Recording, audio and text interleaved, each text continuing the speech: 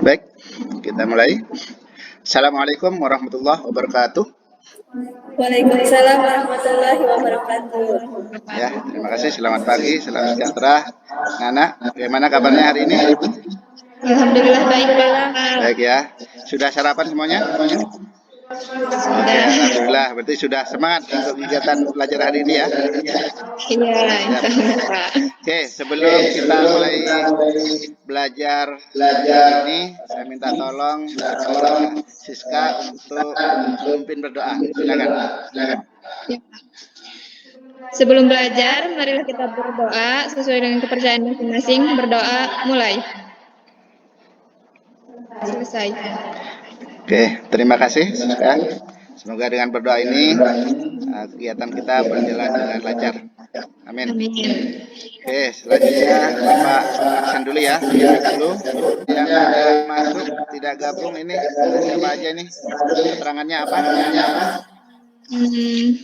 Saprudin Alfa. Oh, Sarudin Alfa. Terus siapa lagi? Yandiansah izin. Oh, izin. Ya. Oke, sebelum kita belajar hari ini, kemarin belajar tentang apa, Nana? Ingat Pak, Ya, tentang e-commerce atau bisnis online Pak. Oh, iya betul, pasti. Pada pertemuan terakhir kita telah menyelesaikan pembelajaran tentang e-commerce atau bisnis online.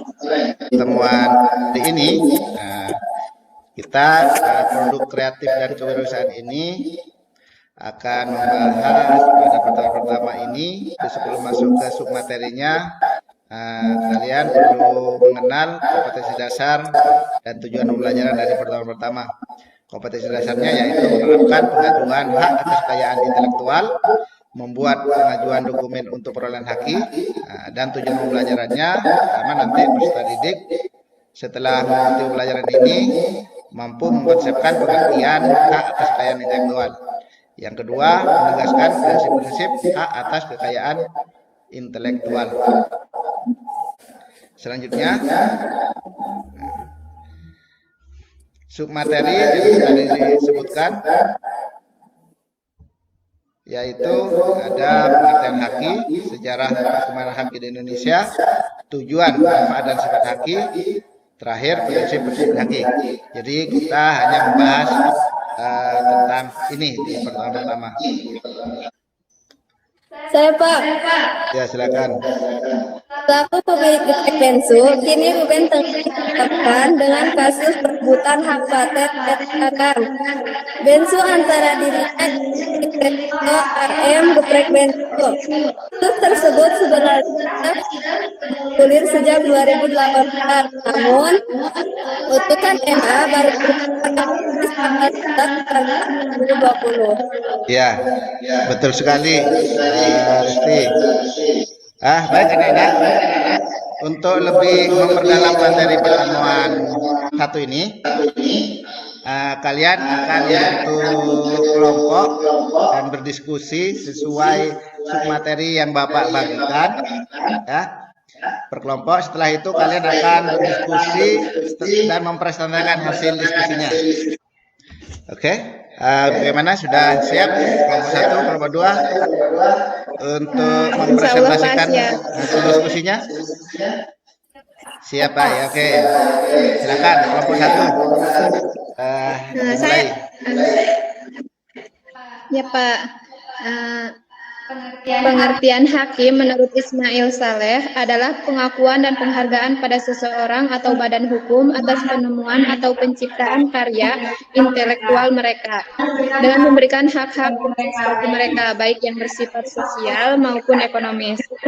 Secara substantif, pengertian haki dapat dideskripsikan sebagai hak atas kekayaan yang timbul atau lahir karena kemampuan intelektual manusia. Karya-karya yang intelektual yang dimaksud di bidang ilmu pengetahuan, seni, sastra, ataupun teknologi, dilahirkan dengan pengorbanan tenaga, waktu, dan bahkan biaya. Adanya pengorbanan tersebut menjadikan karya yang dihasilkan menjadi memiliki nilai. Sekian Dupa itu presentasi Iya. kelompok 1. Silakan, ada yang mau melengkapi dari kelompok 1? Kelompok 2 yang lain untuk submateri prinsip haki, silakan dipresentasikan. Prinsip haki. Yang pertama ada prinsip ekonomi, yaitu hak intelektual berasal dari kegiatan kreatif suatu kemampuan daya pikir manusia yang diekspresikan dalam berbagai bentuk yang akan memberikan keuntungan kepada pemilik yang bersangkutan. Oke, terima kasih atas presentasinya. Oke, sudah tampil semua ya.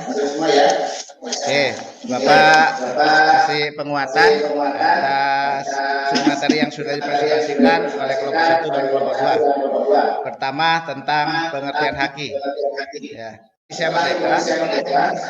Haki ini berkembang dengan pesat. Selanjutnya ada hak cipta, merek, ada hak paten, ada indikasi geografis, terus ada payung hukum untuk desain industri. Oke, selanjutnya tadi dari sama kelompok 2 juga sudah dijabarkan tentang manfaat haki. Ya. Sedangkan tujuannya haki itu pertama untuk mencegah pelanggaran haki. Ya. Yang kedua, meningkatkan daya saing. Disebutkan sama kelompok 2. Salah satunya manfaat di bidang usaha. Nah, untuk di bidang usaha manfaatnya pertama memberikan rasa aman karena karya usaha dilindungi sehingga tidak mudah dijiplak oleh orang lain. Ya. Kedua, membuat nama perusahaan menjadi terkenal karena merek dagang dan usahanya yang telah memiliki hak paten.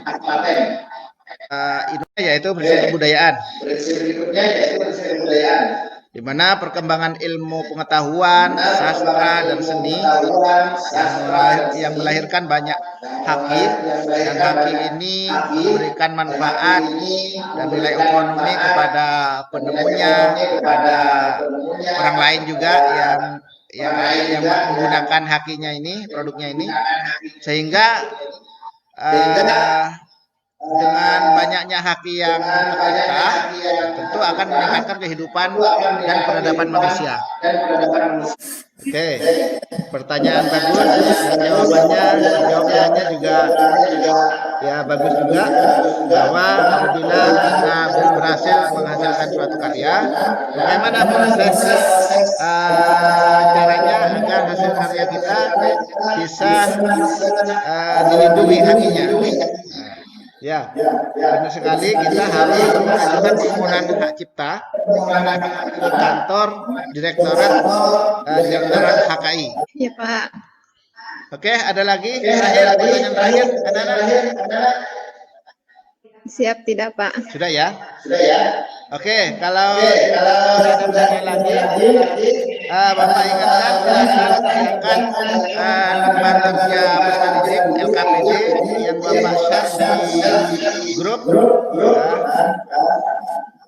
ya, yang sudah Bapak share di grup seperti ini. Karena tugas yang dikerjakan mandiri, ada juga yang berkelompok. Silakan kita simpulkan pelajaran hari ini.